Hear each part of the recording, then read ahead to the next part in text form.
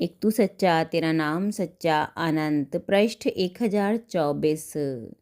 सतपुरुष बाबा फुलसंदे वाले कहते हैं, हे परमेश्वर, विश्व मेरा प्रेम में हृदय बनकर रह गया। किरणें जो मेरी आँखों से फूटती हैं वही सूर्य के उर में जाकर छुप जाती हैं।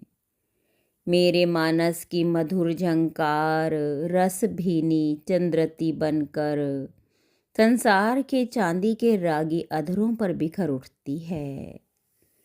सतपुरुष फरमाते हैं, हे देवपुत्रों, अपने पाप कर्मों का क्षय करने के लिए कठिन दुखों को सहन करो, उत्तम चरित्र और शील का पालन करो, आत्मा में विवेकशील जागृत बने रहो। बहिर आत्मा जो है संसार है, अंतरात्मा जो तुम्हारे भीतर बसा हुआ है तुम्हारा निजी व्यक्तिगत संसार है, जहाँ पाप की व्याकुलता का अंधकार और पुण्य धर्म की शांति का उजाला है। उससे ऊपर उठकर ऊर्ध्व आत्मा में जाकर देवात्मा बनो, फिर वहाँ से भी ऊपर उठकर परमात्मा और परम पुरुष बनो। ये ही मनुष्य जीवन में परम पुरुषार्थ है, परम धन्यता है। जिस राष्ट्र में चरित्र की उच्चता होती है वहाँ चारों दिशाएं दिव्य शांति और परिश्रम की पराकाष्ठाओं से महका करती हैं।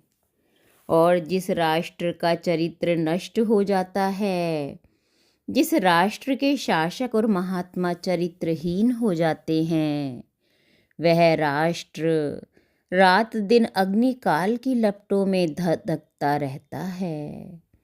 और वहाँ दुख, अशांति, पैशाचिकता, द्रोह, खूनी क्रांति और चांडाल आत्माओं का भयानक नृत्य चलता रहता है तथा प्रजा घोर नरक में डूब जाती है।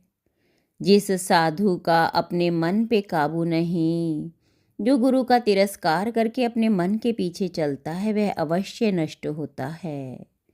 अतः कभी गुरु के वचन का उल्लंघन ना करें। गुरु के वचन को ना मानकर देवता भी असुर बनकर मलमूत्र खाते फिरते हैं। अतः अपना कल्याण चाहने वालों को चाहिए कि वे गुरु अनुशासन का कभी भी उल्लंघन ना करें। परमेश्वर ने मनुष्य को अपने ही समान प्रकाशमान पैदा किया, किंतु मनुष्य ने अपने ऊपर अंधकार को ओढ़े रहना अच्छा समझा। परमात्मा मनुष्य की इसी प्रकार परीक्षा करता है जिस प्रकार स्वर्ण की परीक्षा अग्नि से होती है। धन संपदा की जिज्ञासा और जगत की चिंता मनुष्य को संतोष और त्याग के नगर में प्रवेश नहीं करने देती। मनुष्य का जीवन पृथ्वी के अल्प समय के आनंद और केवल धन उपार्जन के वास्ते नहीं है। अपनी आत्मा को जानना, आत्मा के आनंद को जानना और अपने सृजनहार की आराधना में लौलीन रहना। अपने हृदय में हम प्रभु के प्रेम को प्रवेश करने दें। एक तू सच्चा तेरा नाम सच्चा।